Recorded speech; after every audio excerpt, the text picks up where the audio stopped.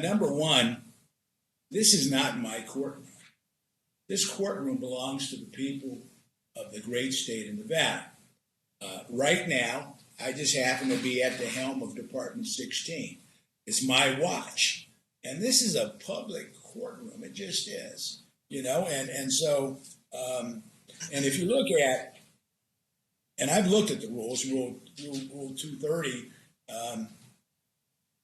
our Nevada Supreme Court says there's a presumption that all courtroom proceedings that are open to the public are subject to electronic coverage, right? That's a presumption. And so there has to be a good reason as to why I wouldn't permit coverage vis-a-vis some form of media for today's hearing. But just as important, too, and I'm very sensitive to this, too, is the First Amendment and free speech, right? And so for now, regarding the motion to preclude access today, I'm going to deny that. I just want everybody to understand that and why. Can I ask a question, Your Honor? Yes, you can, sir. All right, we're back live. And my next question is this. Does anyone want to have this matter reported? This is Joe Garin. Yes, I would like it reported. Okay, sir. Thank you. All right, we have a couple of matters on calendar. Let me see here. We have motion to dismiss and or strike the plaintiff's first amended complaint. We also, from what I can tell, have a motion for reconsideration. We have defendant's motion, Abrams' motion to enlarge time to file an anti-SLAPP motion. I'm thinking probably we should proceed in this order. First, deal with the plaintiff's motion for reconsideration of the order of March 30th, 2021, and then move into the motion to dismiss and or strike, etc. Everybody agree? Makes sense? Your Honor, Joe Garin, yes, that's good with us. Okay, all right. Okay, so let's first go with this plaintiff's motion for reconsideration of the court's order of March 30th, 2021. I think that pertains to media access. Okay. And Mr. Matthews, sir, you have the floor. I'm sorry, Mr. Phillips, you have the floor, sir. Well, thank you, Judge. I'd like to begin with Supreme Court Rule 230.1, and I'm reading here. It says, the attorneys of record shall be notified by the court administrator or by the clerk of the filing of any such request by a news reporter. And I guess I wanted to complain here, because I didn't get notice, and I come to understand that nobody got notice upon the filing of the request. Now, I did receive notice, I guess the other attorneys did too, once the judge had signed the order, but it's my position that we should have had notice merely upon the filing. It's my understanding that the media request was filed on or about March 12th, and then it was ultimately signed and served on the parties on March 17th. But it's my contention that we should have known about that at that time, because I would have opposed it as soon as I knew about it. And I think this goes to basic 14th Amendment principles of notice and opportunity to be heard. In terms of whether or not they should be able to have camera access, I'm opposed to this particular person, Alexander Falcone, and our Nevada judges, because they are decidedly prejudiced. They are decidedly on the side of the defendants in this case. And I think it's kind of obvious, not just because they're also, this guy Falcone is defaming the plaintiff, but there's actually several considerations. If I could turn the court's attention back to Supreme Court Rule number 230, there are at least 6 factors that would be considered, and these factors are set forth in the rules. And if I could go through those briefly, there's a right of any party to a fair trial, and I do not think the plaintiff can get a fair trial here with somebody like Falcone, who is frankly lying to the court and doing some aberrant sort of things that you wouldn't expect a media person to do. The Another issue, I think, is this issue on the adequacy of the facilities. I understand that it's okay to have cameras in the courtroom, but there really is no courtroom here in the first place. So it seems to me that any kind of video coverage is just running parallel with whatever Blue Jeans does. This is not a situation of cameras in the courtroom because there is no courtroom. It's an online courtroom. There's literally nowhere to set the cameras up. Another thing I'd want to say also is that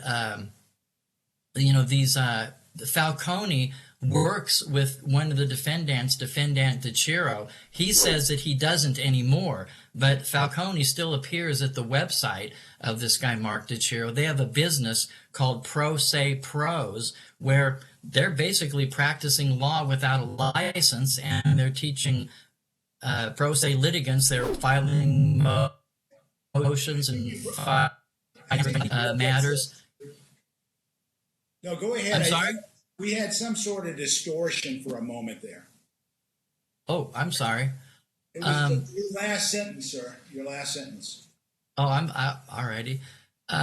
It's just the opinion of the plaintiff that Falcone is just not a straight shooter. And let me give you some examples here.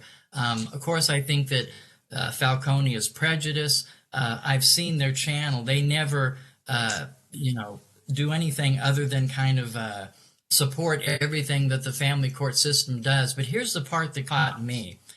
If you look at the media request, the actual media request, and I guess it's called media request and order now, but when it was submitted by our Nevada judges, the caption was written as T. Matthew Phillips versus Mark DiCiero. And this is incredibly misleading, and this is done on purpose.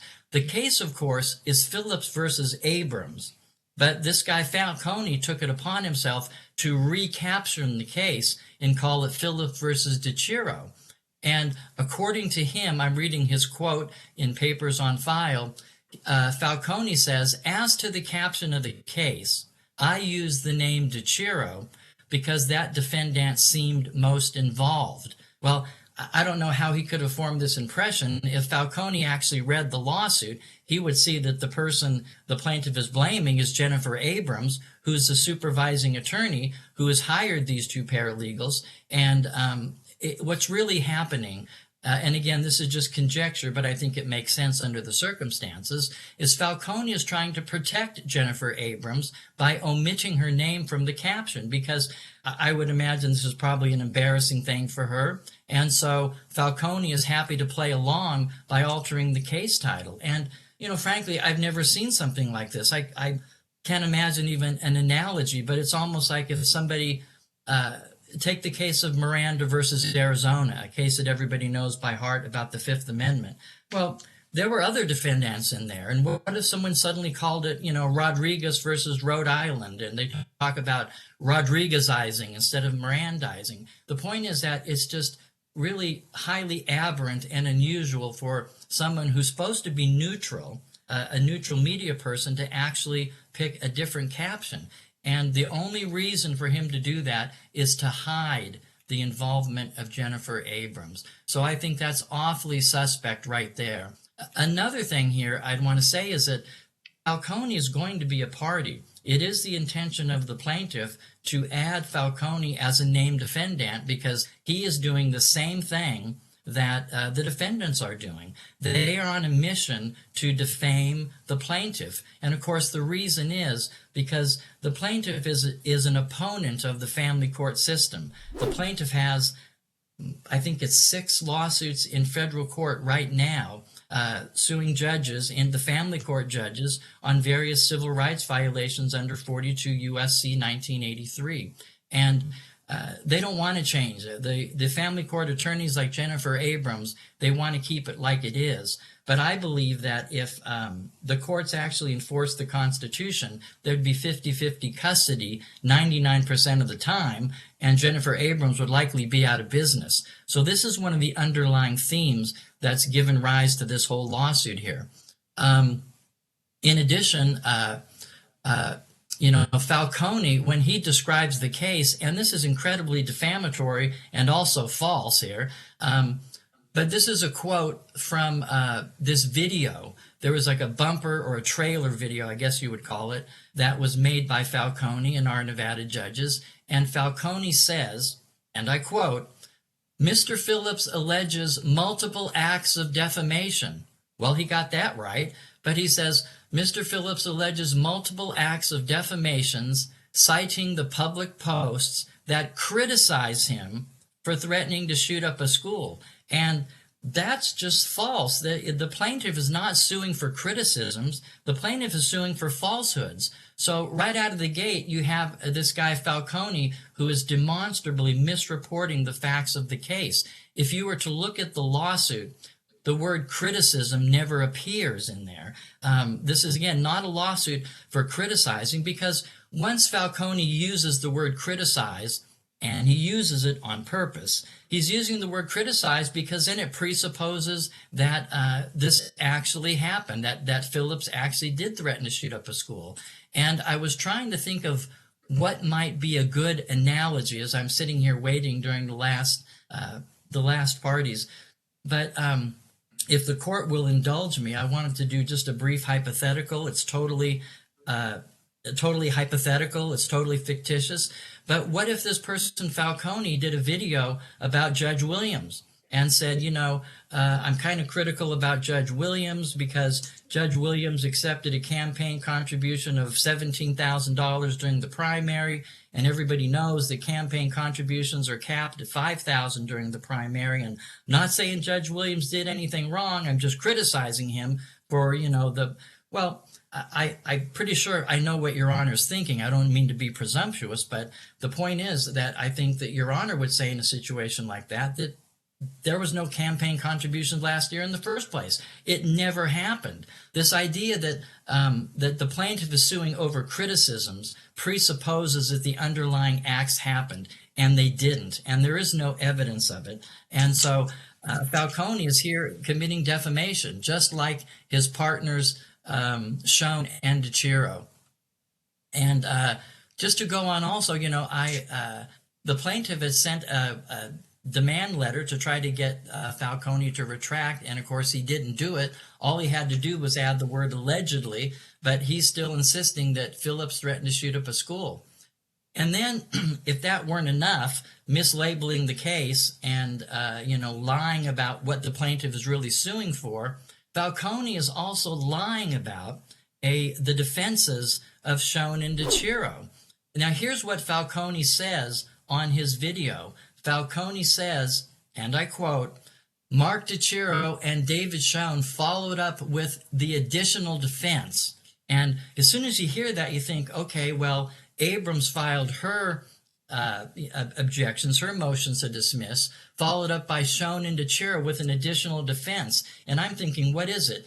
Doctrine of latches, statute of limitations, what is this other defense? Well, according to Falcone, the additional defense is that Schoen and DiCiero, they're on a mission to, quote, protect good judges and inform the public of disgruntled judges. Well, that's not an additional defense. That's something that Falcone is just making up. If you look at the defendant's briefs, the briefs authored by the Lewis Brisbois law firm and by the Lipson Nielsen law firm, they never mention anything about seeking to protect good judges. My point is that Alexander Falcone's narrative is completely off the mark. He's mentioning defenses that are not asserted in the litigation.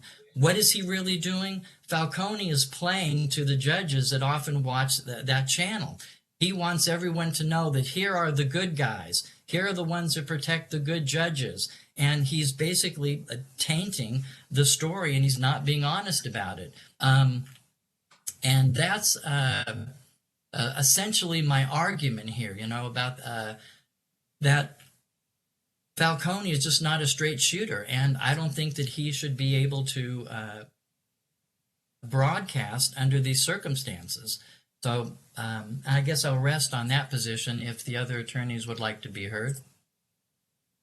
Thank you, sir. And we'll hear from, Was it Mr. Falcone who filed an opposition?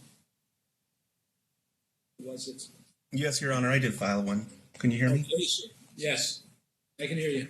Alexander Falcone, Administrator of our Nevada Judges. So I just listened to the oral arguments that plaintiff presented. I didn't hear anything new that I didn't already address in opposition. So for the sake of time, if the court has a specific issue that the court would like me to address, please let me know. The only thing I would like to underline is that pursuant to Solid v. 8th Judicial District Court, the claims that Mr. Phillips is making, first of all, aren't true.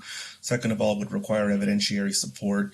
And third of all, the Supreme Court has dealt with this in the past by allowing coverage to continue while the issue is resolved. That's what happened in Solid v. 8th Judicial District Court, and then they just considered it after the fact by invoking the mootness exception. So if the court wants to take evidence on this issue, I would urge the court to set an evidentiary hearing and then allow coverage to continue pending that time. These allegations have been made before, though not maybe as detailed as Mr. Phillips by other attorneys. And District Court Judge Ronald Israel in the past has asked to see the video that the litigant is complaining of. And there's nothing there for them to show. It's just pure allegations. There's, I think at this point, thousands of hours of footage. If Mr. Phillips would like to show something to the court and indicate that his allegations are true in some way, then that would be what I would suggest. But he hasn't presented anything but allegations and bald assertions because there is nothing there. So again, if the court would like me to address one of the allegations specifically, please let me know which one, but I don't want to waste anyone's time here. I addressed all of those assertions on opposition. Here's just a general observation, and understand this. As I've been a trial judge for a long time. I don't mind saying that. In fact, I just had my 15-year anniversary, and I have never practiced in family court. Really, as far as my department is concerned, we have little, if any, interaction with family court, except for maybe at a judge's meeting once every quarter or so. And here's my point. I've handled complex civil litigation since the time of my first appointment from Governor Kenny Gwynn. The late Kenny Gwynn was a good man. And I've had all sorts of media in my courtroom, all levels of media. In fact, I remember during the endoscopy cases, which was very complex civil litigation, I had a reporter from the French Free Press in my courtroom because that specific case had international interest. And in fact, they were holding press conferences outside of my courtroom and various parties questioning how I handled the case. And here's my point. As a trial judge, you have to have a thick skin, number one. Number two, I don't care what anybody writes about me in some blog or in the media, et cetera, et cetera. I'll give you another example. I've had cases involving the Las Vegas Sun versus the Las Vegas Review-Journal, who would be considered media juggernauts in Clark County, right? And I don't read the newspaper. I don't read blogs. I don't do any of that. That's of no concern to me.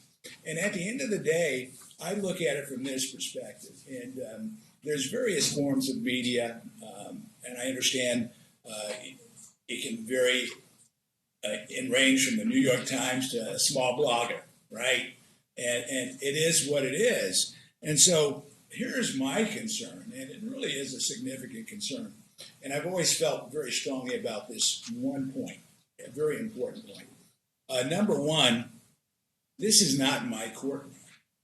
This courtroom belongs to the people of the great state of Nevada. Right now, I just happen to be at the helm of Department 16.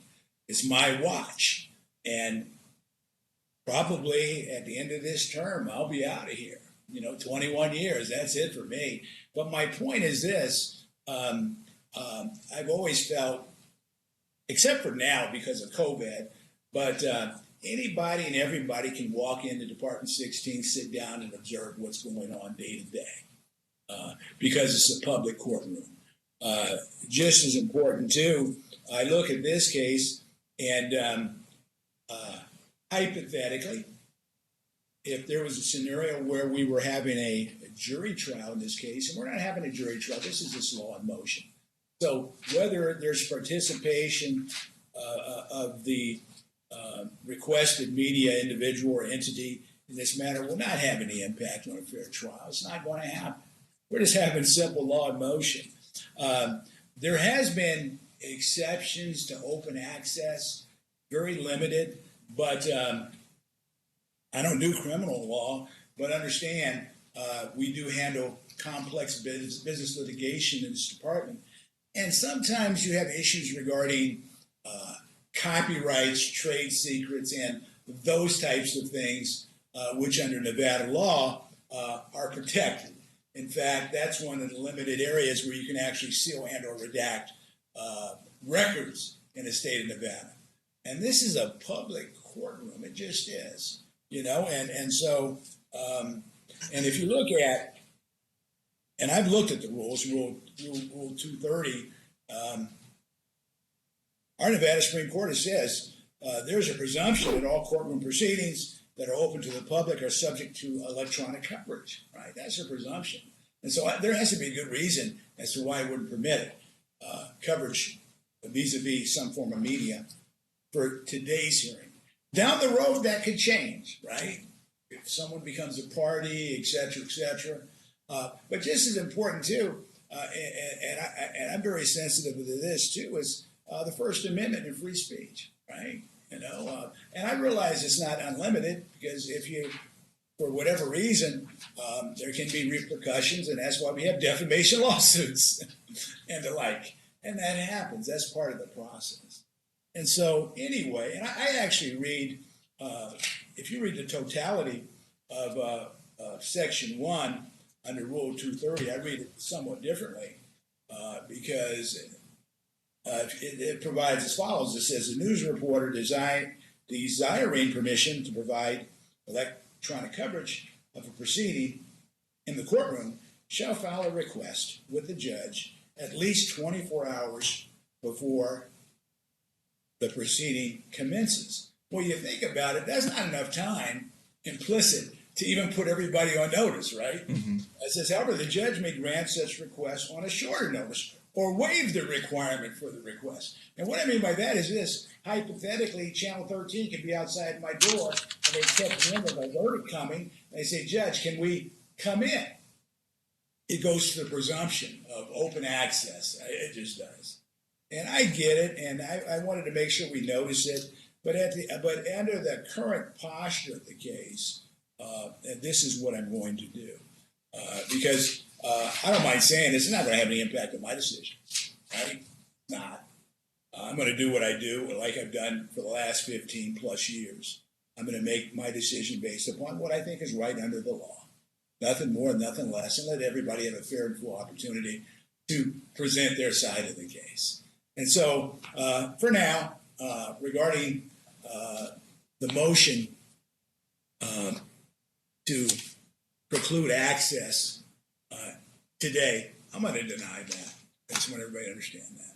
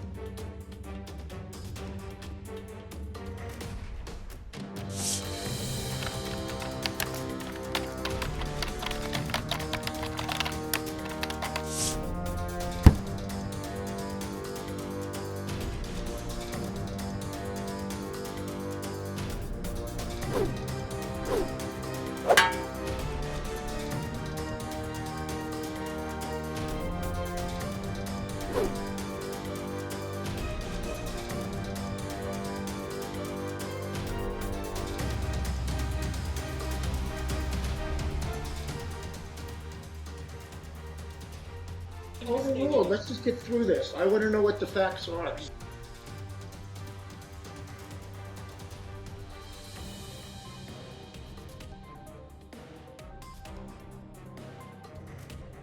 To find out what the facts were.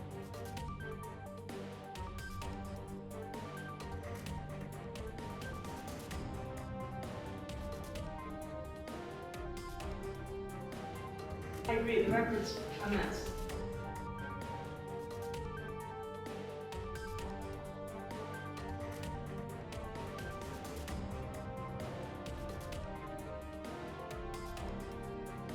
Right, is there something else that's at issue here beyond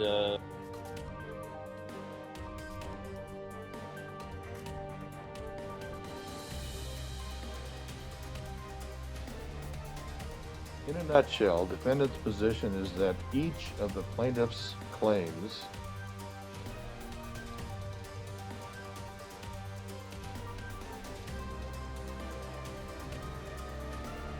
.5:06 p.m. last night, counsel. The rules do not allow that.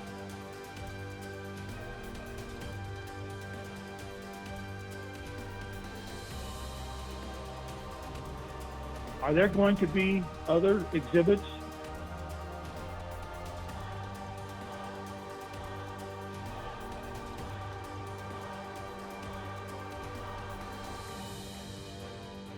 I make a finding that paternity has been established.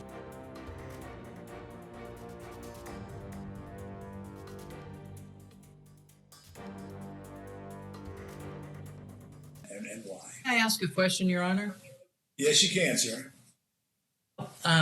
In looking at the Tyler Technologies, it has the plaintiffs and defendants listed, and then it says Alexander Falcone, other.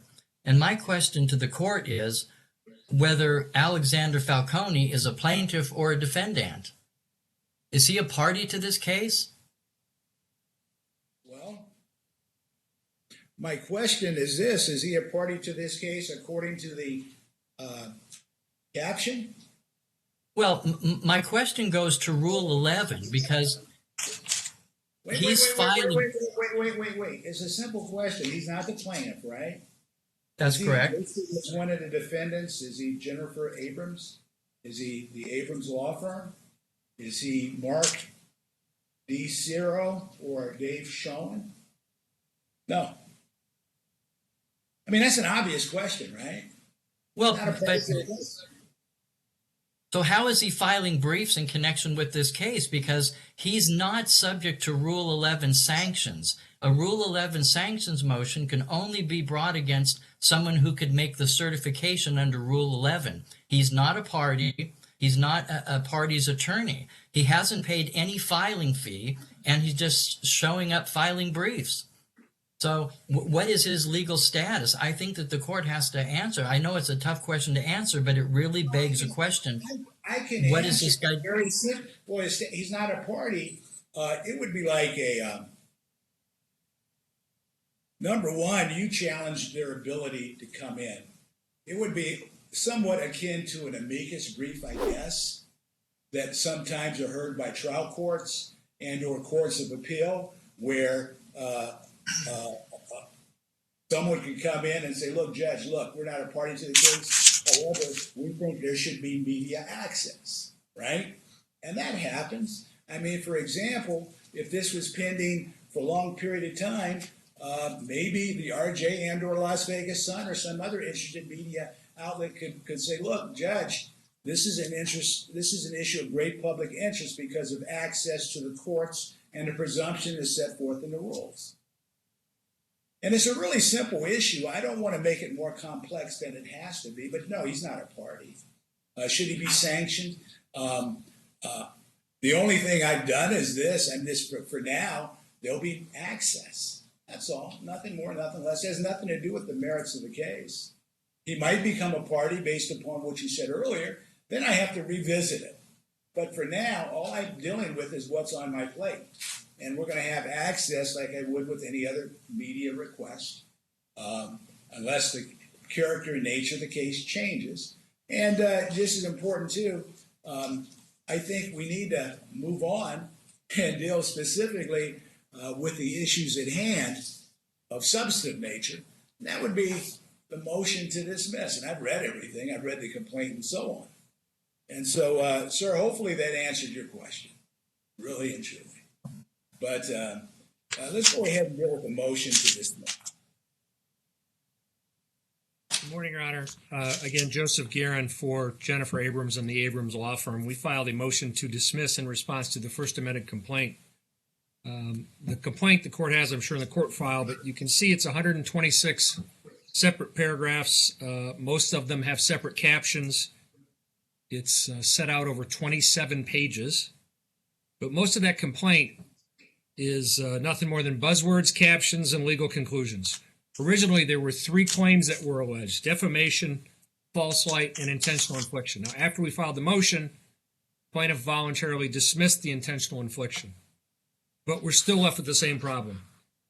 A complaint in what looks to me to be a defamation case, which would be pretty straightforward to the extent it may exist, but a complaint that goes over 126 paragraphs and 27 pages is a slap in the face to Rule 8, which says, if you want to state a claim, give a short and plain statement of the claim.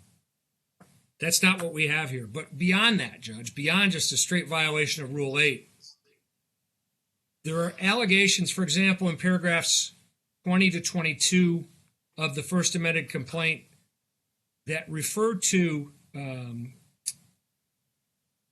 items and speech and conduct related to matters of public interest that are within the protection of the First Amendment. So, for example, in paragraphs 20 to 22, the allegations refer to, quote, the Nevada Court Watchers, which plaintiff acknowledges it's the purpose of that organization is to, quote, keep a watchful eye, end quote, on the courts. Paragraphs 46 to 47 refer to a political action committee and its purpose to influence matters. And then paragraph 82, the allegations reference proposed legislation and differing opinions. And all of that is within the protection of the First Amendment.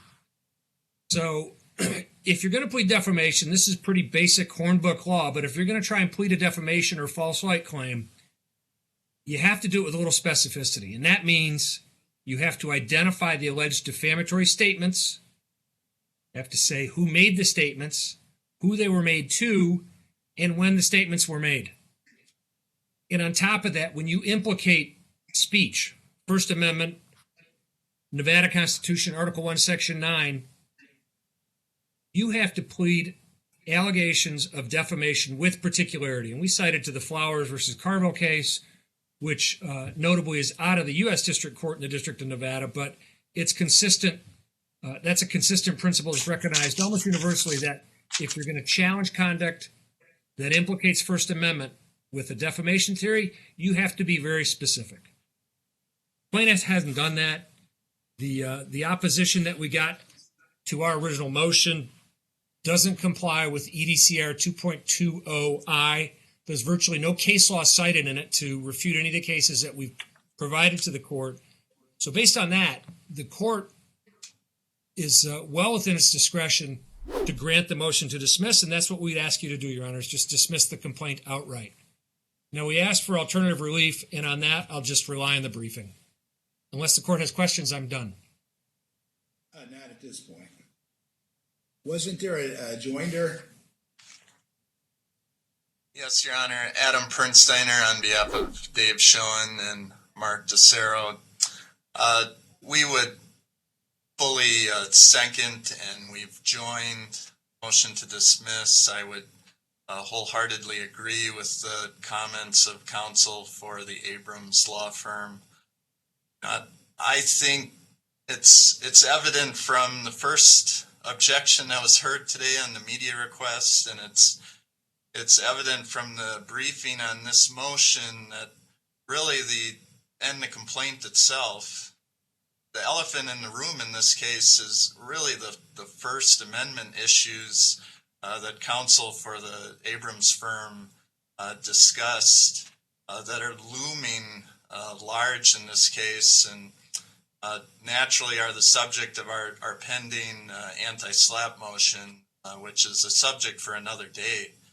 But I think they do go to the defects that are articulated in the motion to dismiss as to this complaint.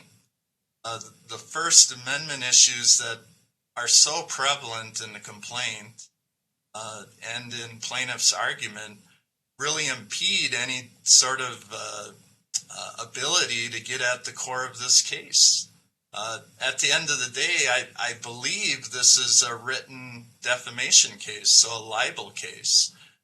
So one would expect in a case about writings that there would be some sort of short and plain statement about writings. Instead, what we have is really just a lengthy political discussion about outside actors, non-parties, political PACs, Facebook groups, non-party attorneys who are not parties to this action, that, in my opinion, prevent what needs to happen in this case, which is getting to the core of what supposedly may be written defamation claims, if they exist. So with that, Your Honor, I would join the motion. There are some additional arguments in the briefing from plaintiff as arguing that we should not be able to join. Those are red herrings. This is a case supposedly where there's a claim of vicarious liability.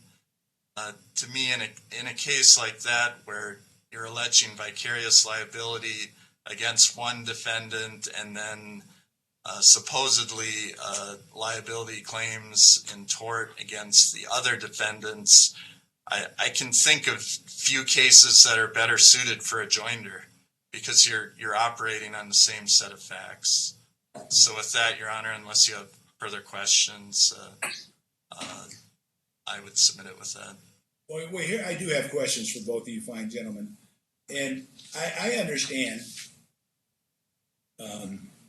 for example, potentially the 12F request. And this is often overlooked when it comes to pleadings.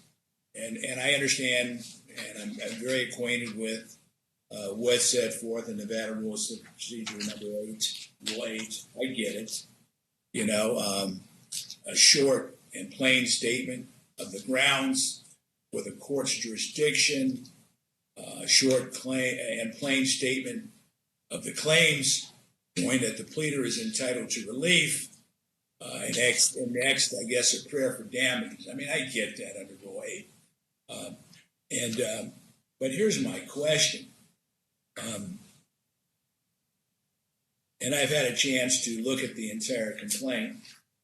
And, for example, there's allegations that set forth in the complaint, from what I can gather, that the plaintiff is alleging that statements were made regarding him threatening school shootings and or school bombings,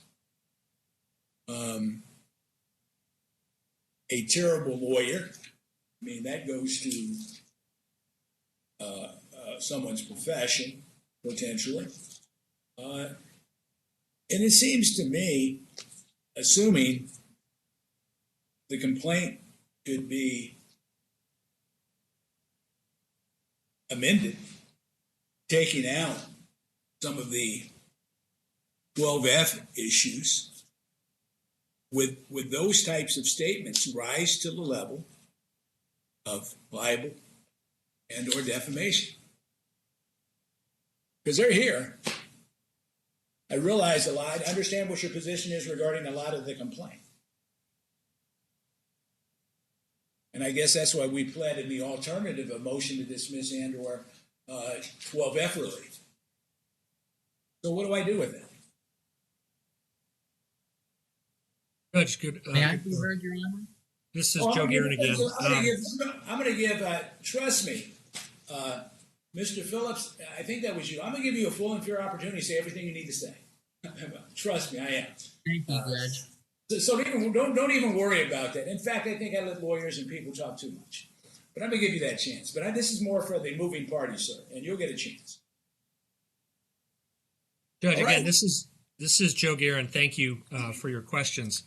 I want to point out that Mr. Phillips proudly writes and publishes that he's a lawyer in the state of California. So this isn't like we're dealing with a pro se litigant. I think back to a long, long time ago when I was lucky enough to extern for a judge in Detroit, and I was anticipating it was going to be a great experience, but instead got stuck in the corner to answer or respond and draft bench memos on 1983 actions filed by prisoners who were complaining that their stakes were cold and that the guards allowed their property to be burned, omitting, of course, the fact that they set the cell on fire. But that's a pro se litigant. The plaintiff in this case, he's a California lawyer and apparently has been practicing for 20 or 30 years. And to get a complaint that doesn't allege specific allegations so that we can challenge statements. For example, a statement that he's a terrible lawyer, that's never going to be defamatory. Statements about the alleged shooting of a school or threatening to shoot a school, that may or may not. But we spelled it out very plainly in the motion. There's never been a request to amend. There's nothing in the opposition to suggest that. And so I think that the court is well within its rights, as a matter of docket control and just following the law, to dismiss the complaint outright. And so again, that's what we would ask the court to do. Okay, all right. As far as the joinder, I want to make sure, sir, we didn't overlook it, and then we'll go to the plaintiff in this matter, Mr. Phillips. But anything from the joinder? Your Honor, Adam Pernsteiner on behalf of Dave Schoen and Mark DiCiero. I would agree with the comments of counsel for the Abrams firm, and I would point out, this is not a case where plaintiff is being denied a forum by the relief that's requested. Presumably there would be an amended complaint, and there did not appear, to my knowledge, to be statute of limitations issues I'm not waiving any arguments as to those, but there's been no argument as to prejudice in the briefing.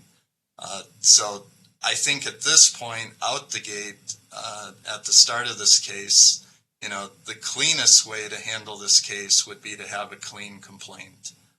It would also serve, I think, well, some of the secondary media aspects that are going to occur in this matter by having an appropriate complaint that is narrowly, correctly drawn to the issues that are actually before the court.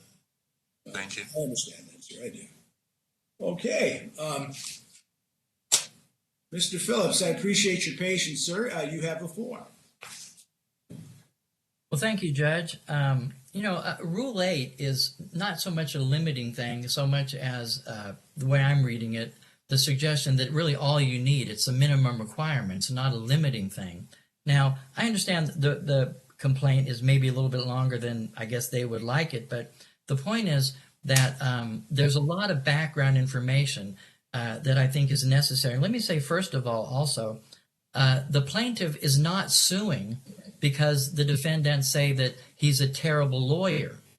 Now, I think that's defamatory. I think a strong argument can be made that it is defamatory. There may be a strong argument also that it's an opinion about whether someone is a good lawyer. But that is not an actionable, that's not something that is actionable under this complaint.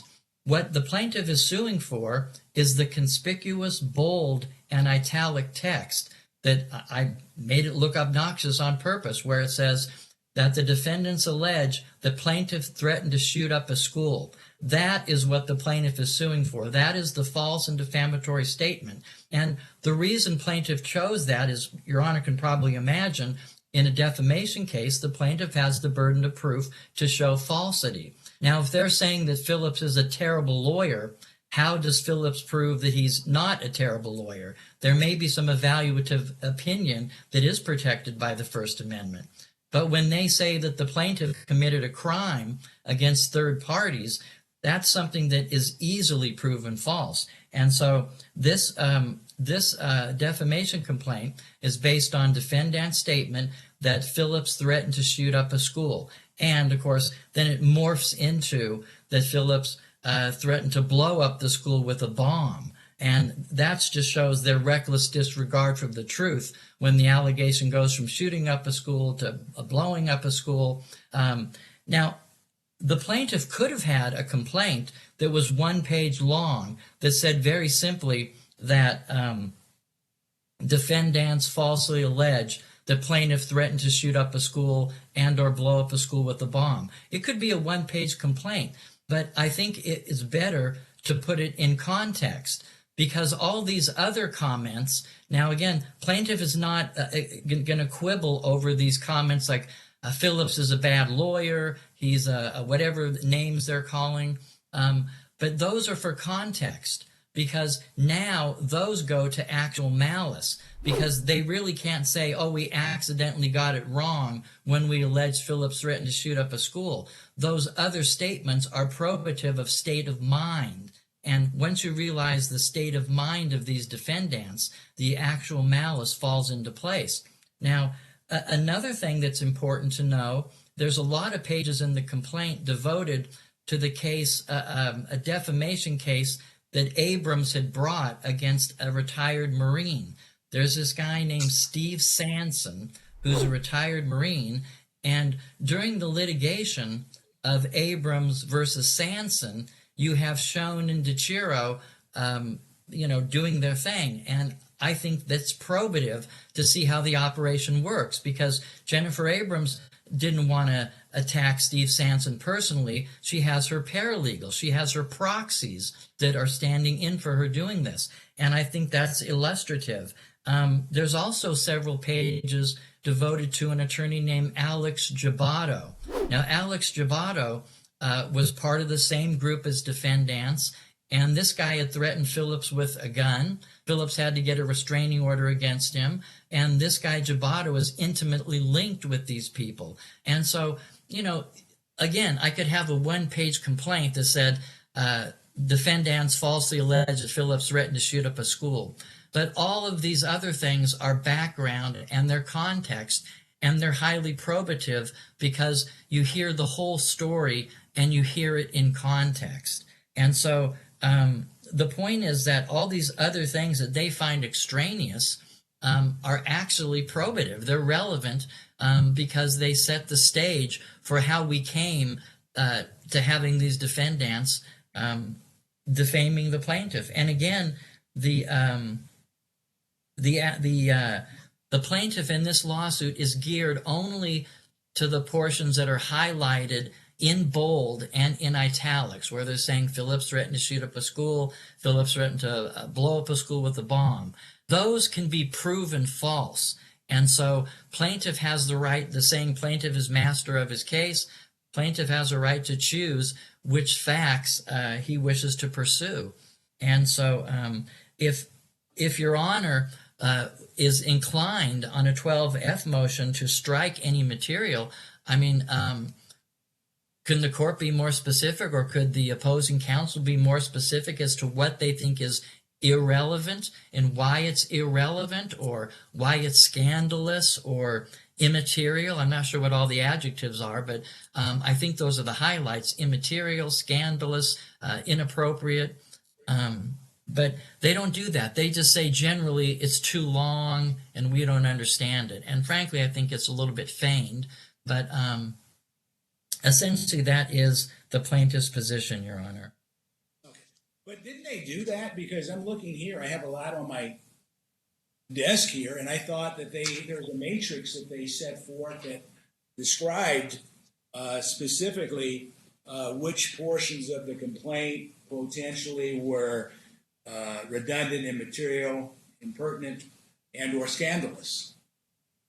Because I don't mind, sir, I respect your right to bring a lawsuit, and I understand at the end of the day what your position was, because I interpreted the exact same way. I just didn't want to pick and choose. For example, I'm looking here at page 15 at line, I think, starts out at 12.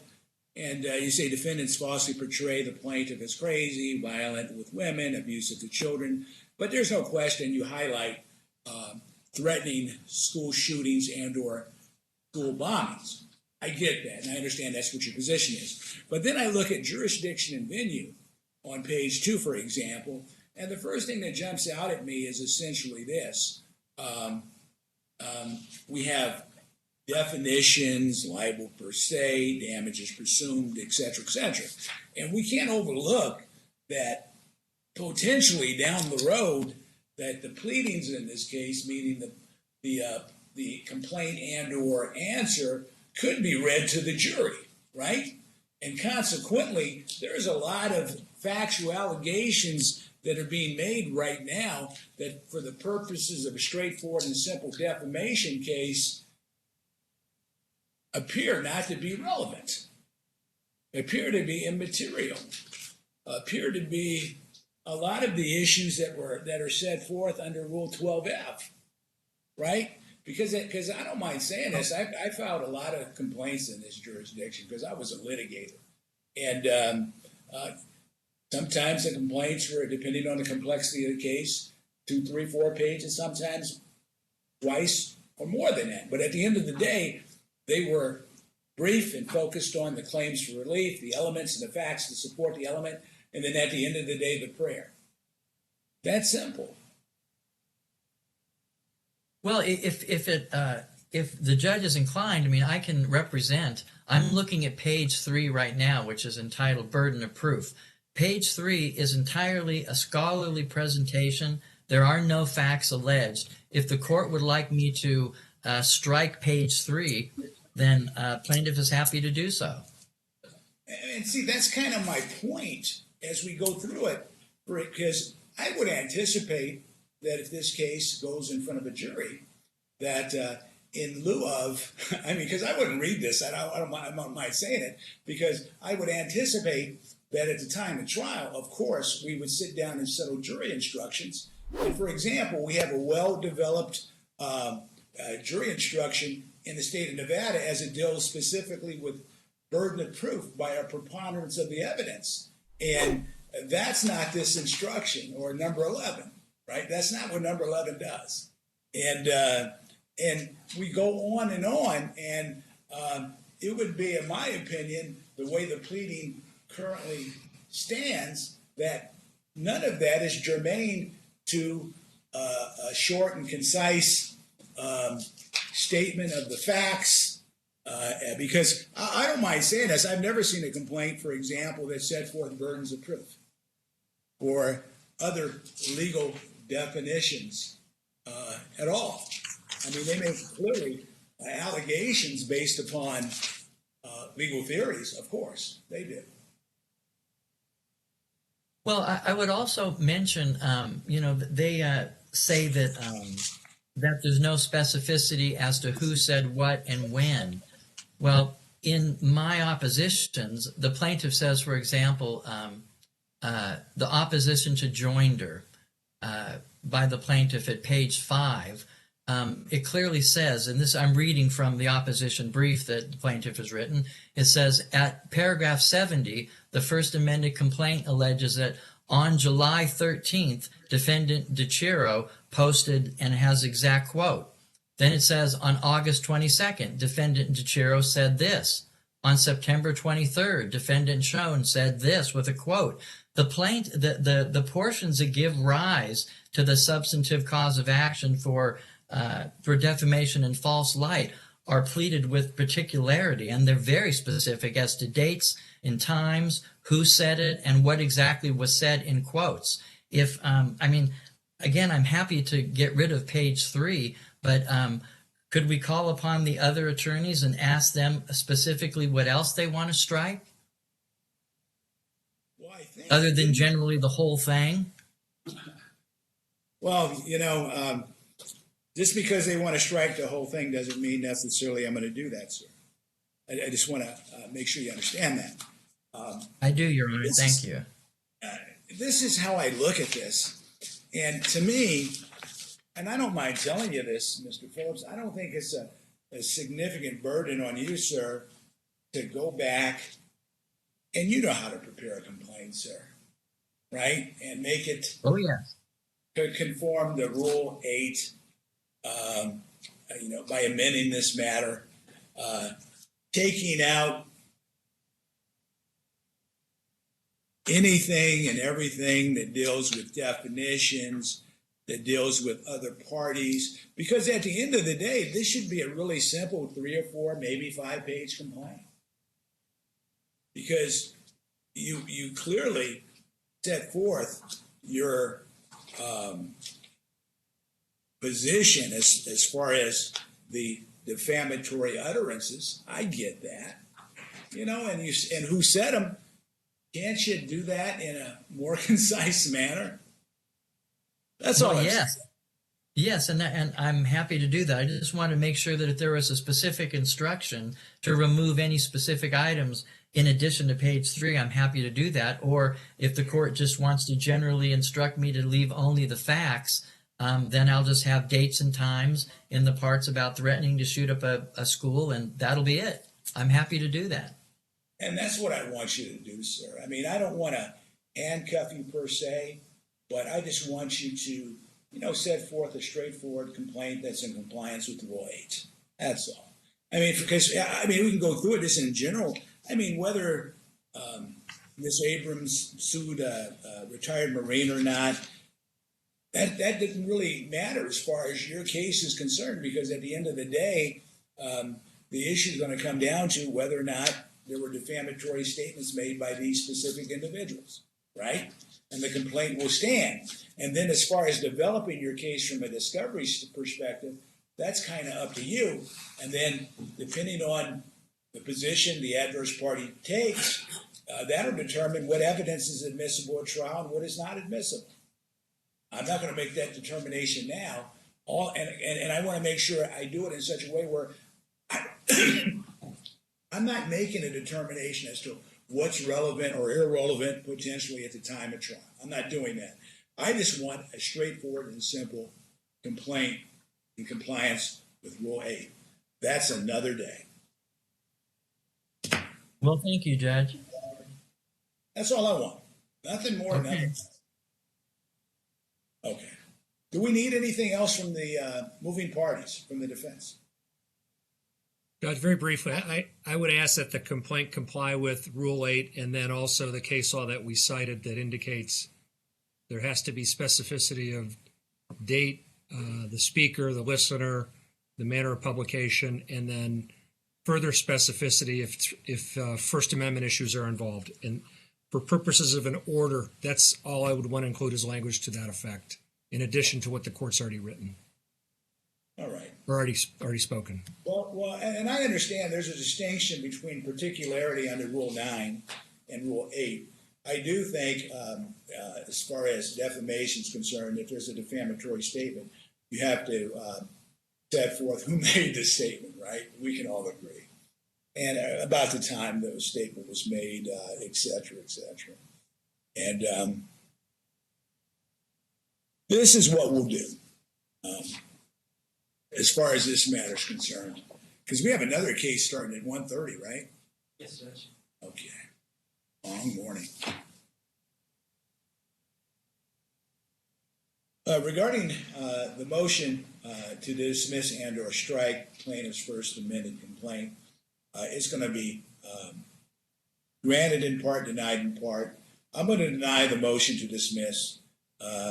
In a general sense, I'm going to grant the motion to strike what could be defined under Nevada law pursuant to 12F, impertinent and irrelevant type statements and or statements of fact and or statements of law, and things that would not be germane to the case at hand, which is a straightforward and, from what I gather, defamation and or / false light case, right? And we'll have and what we can do, and this is what I always do, just so you understand this, Mr. Phillips, I'm going to have the moving party prepare an order. Before the order is submitted to me, it shall be circulated to you. You shouldn't hold it for more than 3 days, 72 hours. If you agree with the content, that's fine. If you don't, you could submit your own competing order, and I'll decide which one best reflects my decision. You understand that, sir? Actually, and we were trying to, I don't know what happened, but anyway, I'm glad you're back because I was explaining something when you left. And as far as the order is concerned, just so you understand how and this is how we do it in Southern Nevada in general, in district court. I don't know what they do in family court, but the moving party will prepare an order based upon my decision today. They're going to circulate it to you, and as far as contents are concerned, if you don't agree on the contents of the order, you're welcome to submit your competing order, and I'll look at both of them and decide which one best represents my decision. You understand that? Yeah. Right? Okay, just want to make sure. So anyway, we have one other matter, and we can go very quickly to that, and that would be defendant Jennifer Abrams and the Abrams Law Firm's motion to enlarge time to file anti-SLAPP motion. Sir, you have the floor. Your Honor, again, Joseph Garin for Ms. Abrams and the Abrams Law Firm. I think that the court's decision on the last motion requiring an amended complaint makes this motion moot. It does.